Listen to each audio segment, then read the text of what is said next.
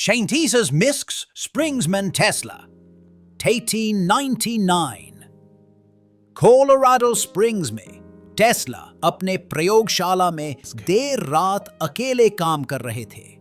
बाहर बिजली की गड़गड़ाहट, तूफान और उनके सामने रखा था एक धातु का अजीब उपकरण। वो इस मशीन से अंतरिक्ष में सिग्नल भेजने की कोशिश कर रहे थे। टेस्ला मानते थे कि पृथ्वी के बाहर भी कोई बुद्धिमान प्राणी हैं। तभी उस मशीन में कुछ अजीब संकेत पकड़े गए, एक ऐसी भाषा में जो न तो इंसानों की थी और न ही मशीनों की। वो संकेत जैसे कोई चेतावनी हो, जो तुम कर रहे हो वो बंद करो। टेस्ला को लगा जैसे कोई अनजानी शक्ति उनसे बात कर रही हो। उस दिन के बाद से टेस्ला का व्यवहार बदल गया।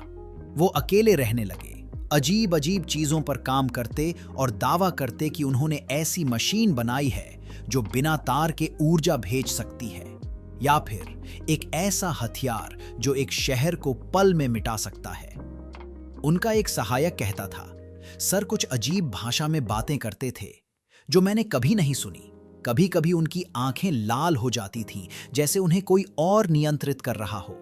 टेस्ला ने अपनी डायरी में लिखा था, मेरी खोज मानवता के लिए नहीं बल्कि उनके लिए है जिनसे मेरा संपर्क हुआ है।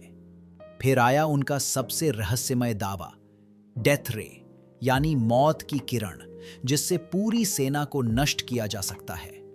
किसी ने उन पर विश्वास नहीं किया और उन्हें पागल कहकर किनारे कर दिया गया। सन 1943 7 जनवरी न्यूयॉर्क के एक होटल में टेस्ला रहस्यमय तरीके से मृत पाए गए। उनके सारे कागज, नोट्स और योजनाएं अमेरिकी सरकार ने जब्त कर लीं, लेकिन आज तक वो सार्वजनिक नहीं की गईं। कुछ लोग मानते हैं कि टेस्ला ने सचमुच दूसरी दुनिया के प्राणियों से संपर्क किया था। उनके आविष्कार इतने शक्तिशाली थे कि आज का विज्ञान भी उन्हें पूरी तरह नहीं समझ पाया है।